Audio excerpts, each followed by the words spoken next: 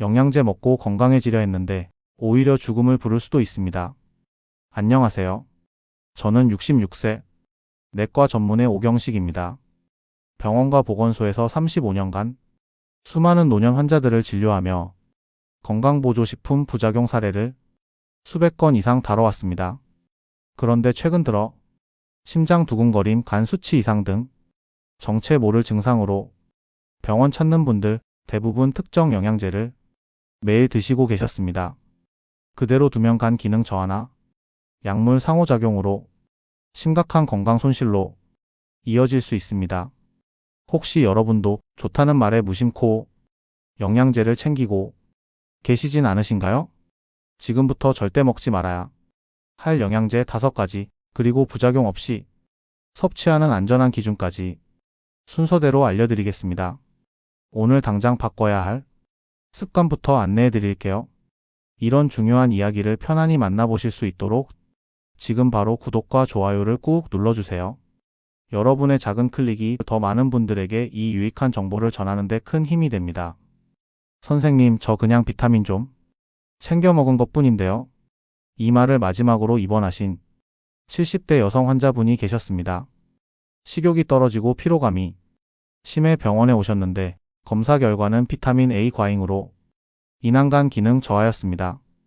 피부에 좋다는 말에 비타민 A 고함량 영양제를 6개월 넘게 복용하셨더라고요.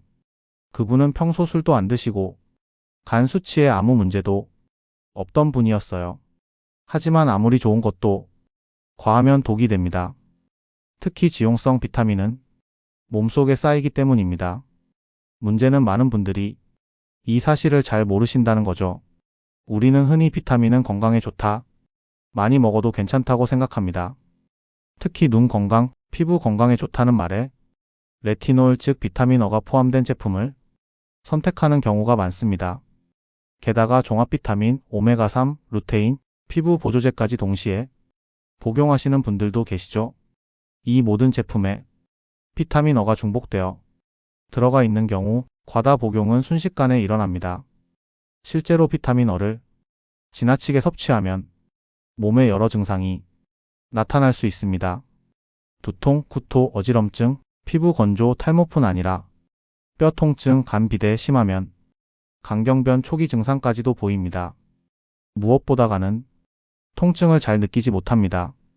피로하다, 무기력하다 싶은데 실은 간 기능이 점점 망가지고 있는 경우가 많습니다. 이런 경우 병원에 왔을 땐 이미 수치가 크게 상승해 있는 경우도 많습니다. 혹시 여러분도 요즘 눈이 침침하거나 피부가 칙칙해서 비타민어가 들어간 영양제를 두세 가지씩 복용하고 계시진 않나요? 특히 60세 이상 시니어 분들은 간의 해독 능력이 떨어지기 때문에 체내에 쌓이는 속도가 더 빠릅니다. 그런데 그 변화는 갑자기 오지 않고 서서히 나타납니다. 몸이 무겁고 자주 피곤하며 입맛이 없다는 느낌이 반복된다면 한 번쯤 확인해 보셔야 합니다. 임신 중 고용량 비타민 어를 복용할 경우 태아 기형 위험이 있다는 내용은 뉴스나 기사에서도 자주 보셨을 겁니다. 그만큼 독성 작용이 명확하게 입증된 비타민이라는 뜻입니다. 사실상 약에 가까운 성분이지만 우린 너무 쉽게 영양제로 받아들이고 있는 건 아닐까요? 이제부터 실천하시면 됩니다. 먼저 내가 복용 중인 영양제들을 하나하나 꺼내 성분표를 확인해 보세요. 비타민 A, 레티닐 팔미테이트, 레티놀 이런 성분이 적혀 있다면 중복 가능성이 높습니다. 다음으로 하루 권장 섭취량을 초과하고 있지 않은지 확인하세요. 성인의 1일 상한 섭취량은 약 3000 마이크로그램 RE입니다. 단위가 제품마다 다를 수 있어 IU나 밀리그램로 표기된 경우 주의가 필요합니다. 그리고 복수의 영양제를 장기적으로 함께 드신다면 전문의와 상담하는 것이 좋습니다.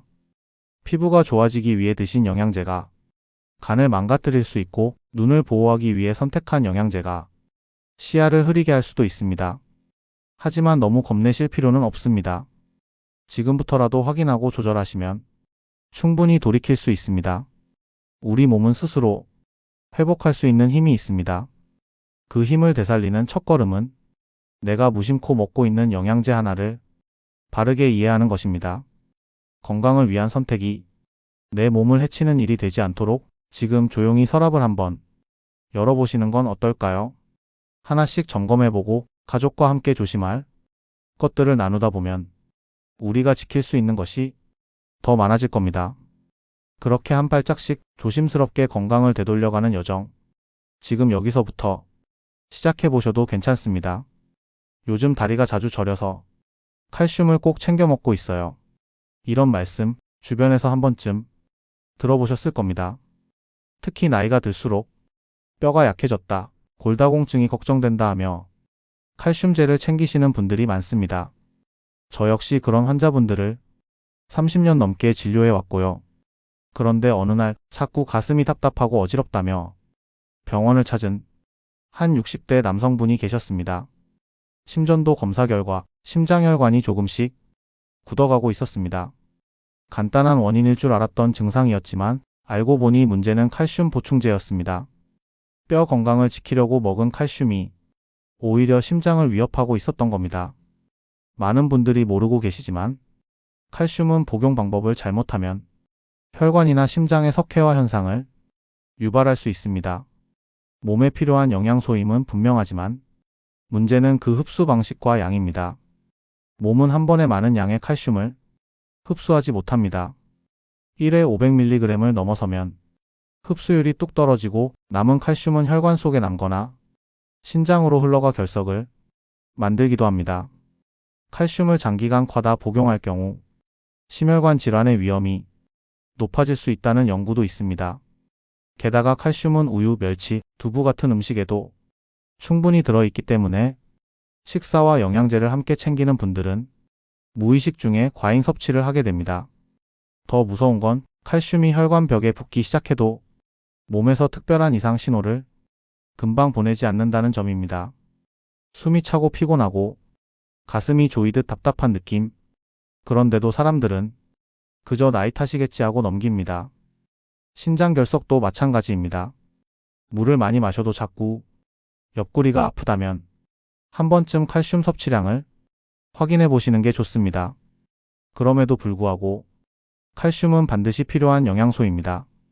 하지만 그 복용법과 섭취량은 더욱 신중하게 따져야 합니다. 먼저 내가 먹는 칼슘제의 1회 용량이 500mg을 초과하는지 확인해 보세요. 하루 총량보다는 1회 복용량이 흡수에 더 큰 영향을 줍니다. 두 번째, 비타민 D와 함께 복용하고 있는지도 확인하세요. 비타민 D는 칼슘 흡수를 도와주는 역할을 합니다. 비타민 D 없이 칼슘만 계속 먹으면 대부분 체내에 흡수되지 못한 채 버려집니다. 세 번째, 고혈압이나 심혈관 약을 드시는 분, 신장 질환 병력이 있으신 분은 칼슘제 복용 전 반드시 의사 상담을 받으시는 것이 좋습니다. 무조건 많이 먹는다고 뼈가 더 튼튼해지는 것은 아닙니다. 오히려 몸 어딘가에 돌덩이를 만드는 일이 될 수도 있습니다. 좋다고 하니 그냥 먹는다는 습관이 몸에 작은 해를 쌓아두는 일이라는 걸 우리는 너무 늦게 알게 됩니다. 그러니 지금이라도 내가 복용 중인 칼슘제의 양과 횟수를 점검해보는 시간을 가져보세요. 칼슘은 우리에게 꼭 필요한 친구지만 함께 할 줄 아는 거리를 지키는 게 중요합니다. 무릎을 보호하려다 심장을 다치는 일이 생기지 않도록 오늘만큼은 나의 영양제 하나를 조금 더 진지하게 들여다보는 건 어떨까요? 아버지 요즘 아연 챙겨 드세요. 면역력에 좋다잖아요. 아들이 챙겨준 영양제를 아무 의심 없이 복용하신 75세 어르신이 있었습니다. 감기 예방에 좋다는 말을 듣고 하루에 50mg짜리 아연을 꾸준히 드셨죠. 2달쯤 지났을 때부터 입안이 자주 헐고 입맛도 점점 없어지고 조금만 움직여도 피로감이 밀려왔습니다. 처음엔 나이 탓이라 생각하셨지만 검사 결과는 아연 과다에 의한 구리 결핍이었습니다. 건강을 지키기 위한 영양제가 오히려 몸을 무너지게 만든 것이죠. 요즘처럼 면역이 중요한 시기에는 아연이 특히 많이 팔립니다. 감기, 독감, 코로나를 막는데 좋다는 인식 때문에 TV에서도 유튜브에서도 면역에 좋다는 말이 빠지지 않지요. 맞습니다. 아연은 면역 세포의 활성을 돕고 상처 치유에도 중요한 역할을 합니다. 하지만 이 아연도 많이 먹는다고 더 좋지는 않습니다. 우리 몸은 아연을 하루에 약간만 필요로 합니다. 남성 기준 하루 권장량은 약 10mg, 상한 섭취량은 하루 40mg입니다. 그런데 시중 영양제 중엔 한정에 50mg이 넘는 고함량 제품도 많습니다. 게다가 일부 종합 비타민, 감기약, 면역 강화제에도 아연이 중복 포함되어 있지요. 의도치 않게 하루 두세 배를 복용하게 되는 일도 흔합니다. 문제는 아연이 일정량을 넘어서면 오히려 면역력을 억제한다는 겁니다. 면역세포의 균형이 깨지면서 감염에 더 취약해질 수 있다는 연구 결과도 있습니다. 또한 과도한 아연은 구리의 흡수를 방해합니다. 구리는 적혈구 형성과 신경계 건강에 꼭 필요한 미네랄입니다. 구리가 부족해지면 빈혈, 피로, 입병, 감각 이상 같은 증상이 차례로 나타납니다. 노년기엔 이런 신호들이 그저 나이 들어서 생기는 일이라 생각하고 넘기기 쉽기 때문에 더 위험합니다. 입안이 헐고 자주 피곤하고 손끝이 저릿하거나 식욕이 떨어지는 증상이 계속된다면 혹시 아연을 과하게 복용하고 있진 않은지 한번 점검해 보셔야 합니다. 특히 남성분들 중에는 탈모, 정력 보강을 위해 아연을 따로 복용하는 경우도 많습니다. 이때도 반드시 복용량을 따져보셔야 합니다. 그렇다면 안전하게 아연을 섭취하려면 어떻게 해야 할까요? 첫째, 아연은 하루 40mg 이하로 복용해야 합니다. 그 이상은 오히려 해가 됩니다. 둘째, 구리 성분이 함께 포함되어 있는 제품인지 확인하세요. 균형 있는 미네랄 배합이 중요합니다. 셋째, 감기 기운이 있을 때만 단기 복용하는 것도 방법입니다. 장기 복용은 반드시 전문가 상담 후 결정하셔야 합니다. 영양제는 필요할 때, 내 몸에 맞게 먹을 때 가장 큰 도움이 됩니다. 좋다는 말 하나에 무조건 챙겨 먹는 시대는 이제 지났습니다. 특히 면역력은 영양제 하나로 높아지는 게 아닙니다. 잠을 잘 자고 제때 식사를 하고 걱정을 줄이고 몸을 천천히 움직이는 것, 그런 기본이 지켜질 때 아연은 비로소 조력자가 될 수 있습니다. 이제는 선택의 시간이 아닐까요? 지금 내 손에 들려있는 아연 영양제, 정말 지금 필요한 양인지 한 번쯤 살펴볼 때입니다. 선생님, 이건 항산화제니까 그냥 계속 먹어도 괜찮죠? 환자분께 이런 질문을 자주 받습니다. 특히 비타민 E는 노화를 늦추고 혈관을 깨끗하게 해준다는 말로 오랫동안 사랑받아온 영양제죠. 정말 그럴까요? 그분은 고혈압과 당뇨로 오랜 기간 약을 드시고 계셨고 비타민 E도 400IU짜리를 매일 아침 꼬박꼬박 챙겨 드셨습니다. 어느 날부터인가 코피가 자주 나고 멍이 쉽게 들고 잇몸 출혈도 심해졌습니다. 특별히 다친 것도 없었는데 말이죠. 검사 결과 혈액 응고 기능이 저하된 상태였습니다. 복용 중이던 비타민 E의 영양이 적지 않았다는 것이 의료진의 일치된 판단이었습니다. 비타민 E는 대표적인 항산화제입니다. 세포의 산화를 막아 노화를 늦추고 혈액순환에 도움을 준다고 알려져 있습니다. 문제는 이 성분이 지용성, 즉 체내에 축적되는 비타민이라는 점입니다. 수용성 비타민 C와는 달리 몸속에 쌓인 비타민 E는 과잉 시 부작용을 유발할 수 있습니다. 가장 대표적인 부작용은 출혈 위험 증가입니다. 혈액 응고를 지연시키는 작용이 있어 지나치게 복용하면 멍이 쉽게 들고 출혈이 멈추지 않는 경우가 생깁니다. 특히 혈압약, 심혈관약, 항응고제를 함께 드시는 분들은 약효가 겹치면서 출혈 위험이 배가 될 수 있습니다.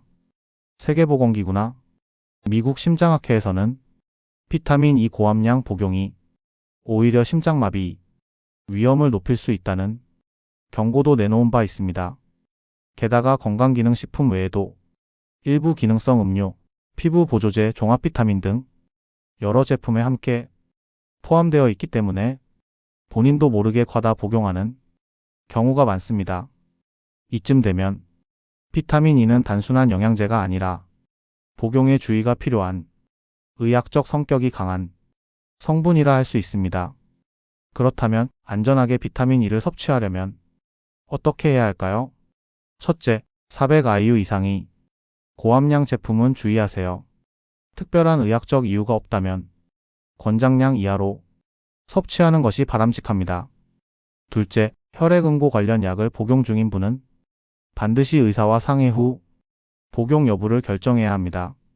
셋째, 비타민 E를 꼭 보충하고 싶다면 음식으로 섭취하는 것이 가장 안전합니다. 아몬드, 해바라기씨, 식물성 오일 등에 자연스럽게 포함되어 있지요. 몸에 좋은 건 맞지만 그 좋음이 내 몸에 이롭다는 보장은 없습니다.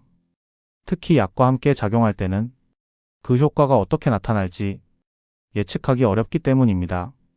노화가 두려워서 시작한 비타민이지만 그 복용이 오히려 건강을 위협하는 칼날이 될 수 있습니다. 지금 내 손에 들린 영양제의 성분표, 그 안에 적힌 숫자와 단위를 한 번쯤 찬찬히 들여다보는 것만으로도 우리는 큰 위험을 막을 수 있습니다. 건강은 결코 숫자나 유행을 따라가는 것이 아닙니다. 내 몸을 이해하고 내 약을 아끼는 마음에서부터 진짜 회복은 시작된다고 저는 믿습니다. 비타민C는 수용성이니까 많이 먹어도 괜찮다. 이 말 어디선가 한 번쯤 들어보셨죠? 사실 저도 오래전까지는 그렇게 생각했습니다.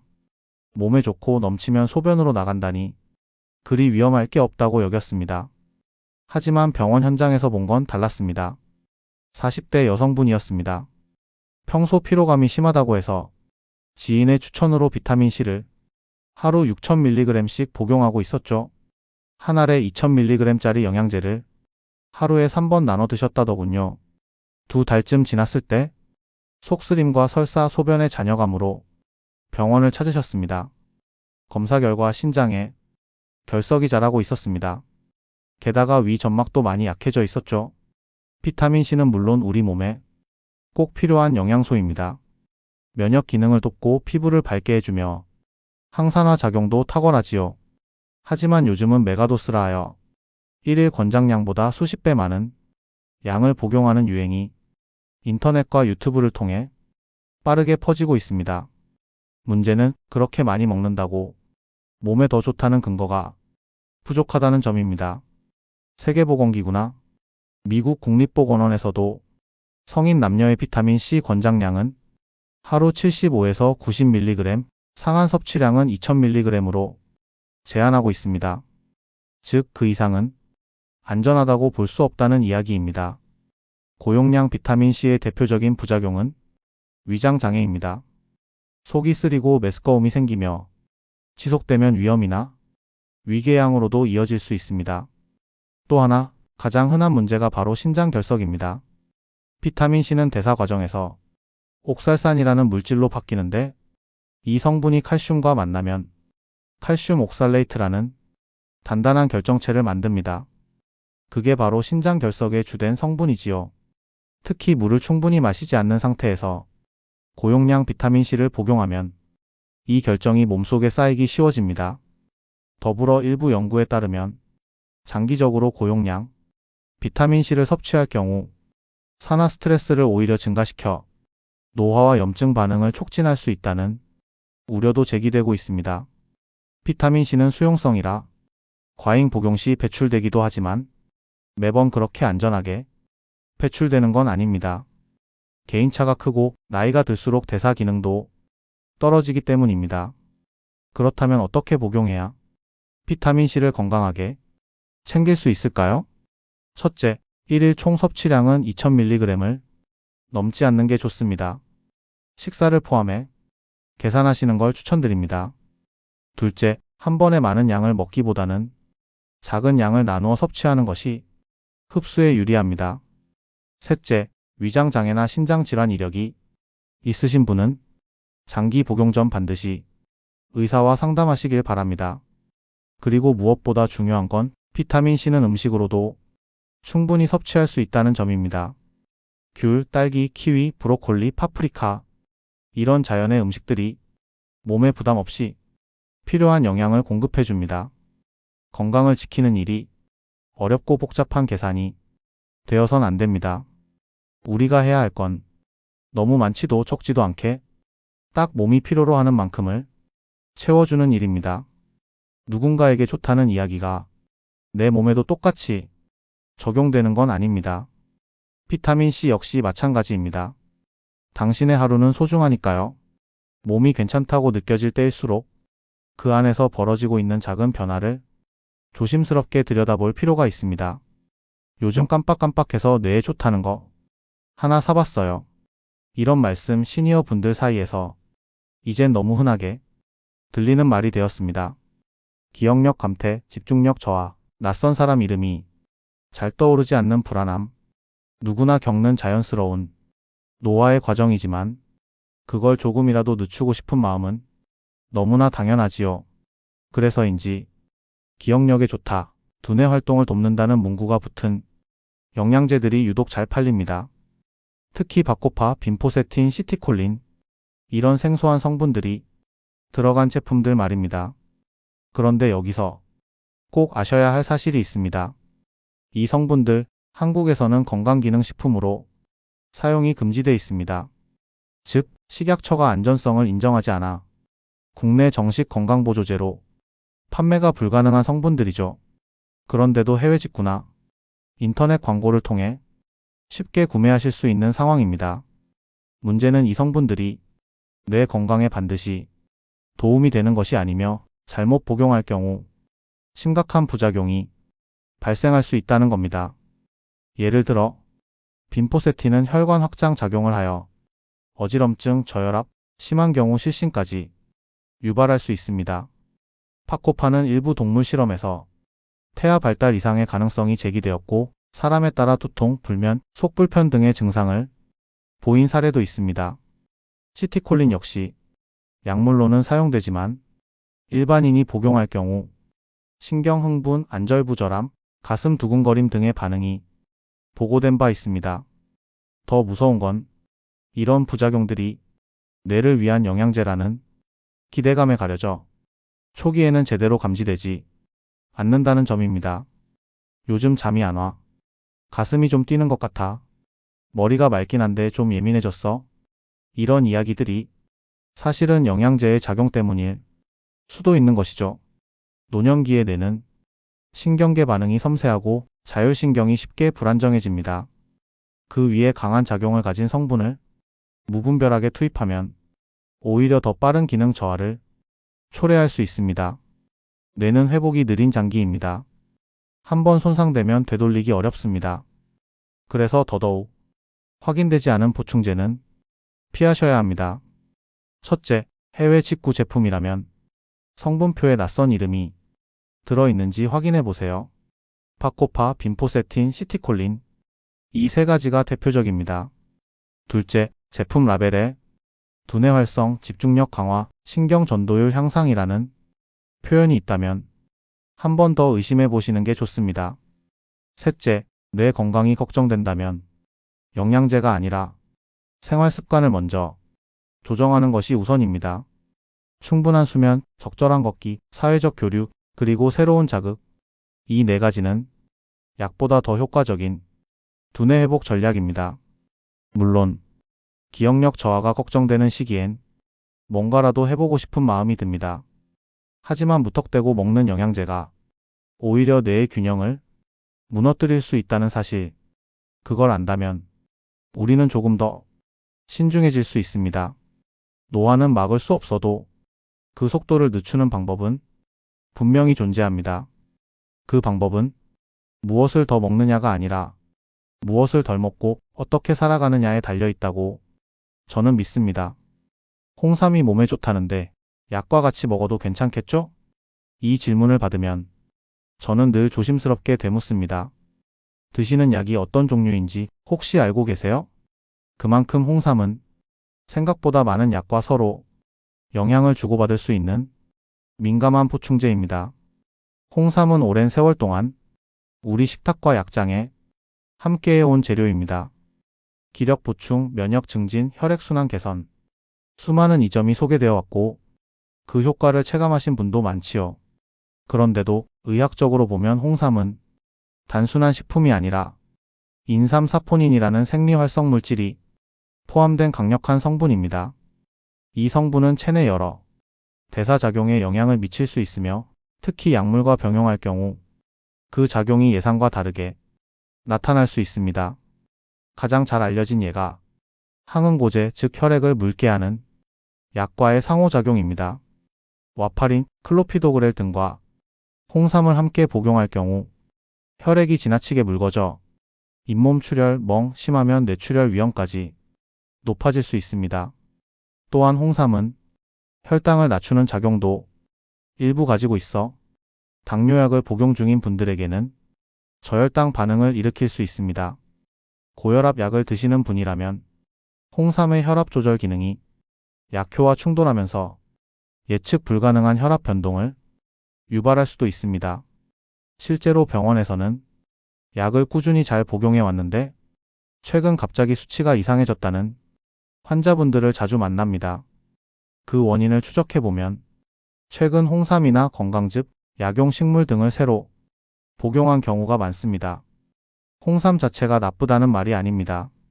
문제는 몸에 좋다는 인식만으로 모든 상황에 무조건 맞을 거라 믿는 것입니다. 특히 나이가 들면 복용하는 약이 많아지고 간과 신장의 대사 기능도 떨어지기 때문에 작은 영향도 큰 결과로 이어질 수 있습니다. 첫째, 현재 약을 꾸준히 복용 중이시라면 홍삼을 추가로 드시기 전 반드시 의사나 약사와 상담하셔야 합니다. 둘째, 홍삼 성분이 포함된 제품을 중복 복용하고 있는 건 아닌지 확인해 보세요. 차, 농축액, 젤리, 드링크 형태는 달라도 성분은 같을 수 있습니다. 셋째, 몸에 좋은 보충제일수록 약보다 더 조심스럽게 다뤄야 할 수도 있다는 사실을 기억해 주세요. 혹시 최근 들어 혈압이나 혈당이 흔들리거나 몸이 예민해지고 불면 증상이 심해졌다면 영양제부터 의심해 보는 것도 좋습니다. 특히 그동안 잘 맞았는데 왜 이러지? 라는 생각이 드는 시기엔 새로 추가된 보충제나 음식이 있는지 한 번쯤 돌아보셔야 합니다. 몸은 늘 신호를 보내고 있습니다. 우리가 그 신호에 귀 기울이느냐, 그저 좋다는 말만 믿고 움직이느냐에 따라 결과는 크게 달라집니다. 약은 전문가가 처방하고 복용법도 세심하게 알려주지만 영양제는 대부분 스스로 판단해 복용합니다. 그래서 오히려 더 신중해야 하는 것이죠. 건강을 챙긴다는 마음은 같아도 그 방법은 나의 몸과 상황에 꼭 맞는 방식이어야 합니다. 홍삼도 예외는 아닙니다. 밥 먹고 나서 이거 하나 먹으면 기름이 싹 빠져나간대요. 한참 체중이 걱정된다는 60대 여성분이 이런 말과 함께 꺼내신 건 키토산이 들어있는 다이어트 영양제였습니다. 식사 직후에 2알씩 하루 3번 꼬박꼬박 드시고 계셨죠? 한 달쯤 지났을까요? 체중은 조금 줄었는데 피부가 푸석해지고 기운이 없어서 자꾸 누워 계신다며 병원을 찾으셨어요. 혈액 검사에서는 비타민 A, D, E 수치가 모두 부족했고 면역세포 수치도 떨어져 있었습니다. 그분은 살을 빼기 위해 무언가를 조절하신 게 아니라 사실은 몸이 버틸 힘까지 같이 빼내고 있었던 겁니다. 키토산은 원래 게나 새우 같은 갑각류 껍데기에서 추출한 섬유질입니다. 지방 흡수를 억제해 체중 조절에 도움을 준다고 해서 많은 다이어트 보조제에 쓰이고 있지요. 실제로 기름진 음식을 먹을 때 지방 성분과 결합해 일부가 배출되도록 돕는 작용이 있습니다. 하지만 문제는 좋은 지방까지 함께 빠져나간다는 점입니다. 우리 몸에 필요한 지용성 영양소, 대표적으로 비타민 A, D, E, K는 지방과 함께 흡수되어야 몸속에 들어갈 수 있습니다. 키토산을 과하게 복용하거나 장기 복용하게 되면 이런 영양소들의 흡수를 방해해 결국 영양 불균형 상태를 만들게 됩니다. 특히 시니어 세대에게는 이게 단순한 다이어트 부작용이 아니라 면역력 저하와 기력 상실로 이어지는 중요한 문제가 됩니다. 몸이 잘 회복되지 않고 감기에 자주 걸리며 상처도 쉽게 아물지 않는다면 단순한 체중 문제로만 보아선 안 됩니다. 노년기에는 체중이 조금 늘어나는 것보다 근육이 빠지고 영양 상태가 나빠지는 것이 훨씬 더 위험하다는 점 꼭 기억해 주셨으면 합니다. 게다가 키토산은 해산물 알레르기가 있는 분들에게는 심각한 알레르기 반응을 유발할 수도 있습니다. 일부는 알레르기 증상이 없이 폭통, 설사, 두드러기, 가려움 등 소화기계 증상만 보이기도 하죠. 하지만 이런 경미한 반응이라도 반복되면 만성 염증으로 이어질 수 있습니다. 첫째, 키토산 제품을 복용 중이시라면 지용성 비타민이 부족해지지 않았는지 체크해 보세요. 특히 최근 식욕 저하나 피로감이 있다면 단순히 몸이 무거워서가 아닐 수도 있습니다. 둘째, 해산물 알레르기가 있다면 무조건 피하셔야 합니다. 제품 라벨에도 갑각류 유래 성분 여부가 적혀 있으니 꼭 확인하시기 바랍니다. 셋째, 다이어트를 원하신다면 몸의 일부만 줄이기보다는 식습관과 활동량을 함께 조절하는 균형 있는 방법을 선택하셔야 합니다. 단기간의 감량보다 오랫동안 지켜낼 수 있는 체력과 영양이 진짜 건강한 몸을 만들어줍니다. 몸무게 몇 킬로가 줄었다는 숫자보다 오늘 하루를 기운 있게 보냈다는 느낌이 더 중요한 이유도 바로 여기에 있습니다. 건강은 무엇을 줄이는지가 아니라 무엇을 지켜내느냐의 문제입니다. 아름다운 몸보다 견고한 몸을 만드는 것, 그게 바로 우리가 이 나이에 건강을 챙기는 진짜 이유 아닐까요? 우리는 오늘 영양제를 먹고도 몸이 나빠질 수 있다는 믿기 어려운 이야기들을 함께 나눴습니다. 분명 건강을 위해 시작한 일이었지만 그 안에 숨어 있던 위험까지는 미처 들여다보지 못했던 건 아닐까요? 제가 지금까지 진료실에서 만난 수많은 환자분들 중 영양제 부작용으로 병원에 오신 분들은 하나같이 이렇게 말씀하셨습니다. 그게 그렇게 위험한 줄 정말 몰랐어요. 그래서 오늘 제가 꼭 강조드리고 싶은 5가지 영양제는 아래와 같습니다. 첫째, 비타민 E입니다. 눈이나 피부에 좋다고 알려졌지만 많이 먹으면 간에 쌓여서 두통이 생기고 피부가 건조해지고 심하면 간 기능이 나빠질 수 있습니다. 둘째는 칼슘 보충제입니다. 뼈에 좋다고 챙기시는 분들 많으신데요.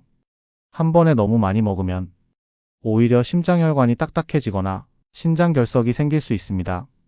500mg 넘지 않게 나눠 드시는 게 좋습니다. 셋째는 아연입니다. 감기나 면역력에 좋다고 드시는 분 많은데요. 너무 많이 먹으면 오히려 면역력이 떨어지고 입안이 자주 헐거나 피로가 심해질 수 있습니다. 특히 장기 복용은 꼭 조심하셔야 합니다. 넷째는 뇌 건강 영양제입니다. 집중력이나 기억력에 좋다고 하면서 해외 직구로 들어오는 제품들 중에 우리나라에서는 사용이 금지된 성분이 들어간 경우가 있습니다. 이걸 복용하면 두통이 심해지거나 잠을 잘 못 자고 가슴이 두근거릴 수 있습니다. 라벨에 낯선 성분이 있다면 꼭 확인해 보세요.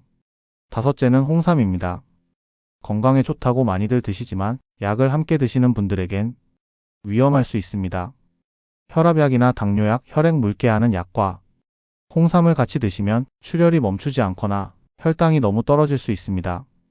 약을 드시는 분은 홍삼 꼭 의사와 상담 후 복용하세요. 이 5가지만 기억해 주셔도 우리 몸이 받는 불필요한 부담을 반 이상 줄일 수 있습니다. 건강은 좋다는 말보다 내 몸에 맞는가를 먼저 물어야 하는 일이니까요. 제 이야기가 도움이 되셨다면 구독과 좋아요, 그리고 알림 설정까지 부탁드려요. 이 소중한 정보를 주변 분들과 함께 나눠주세요. 여러분의 건강하고 행복한 삶을 응원하며 지혜 인생은 더 따뜻한 이야기로 다시 찾아뵐까요?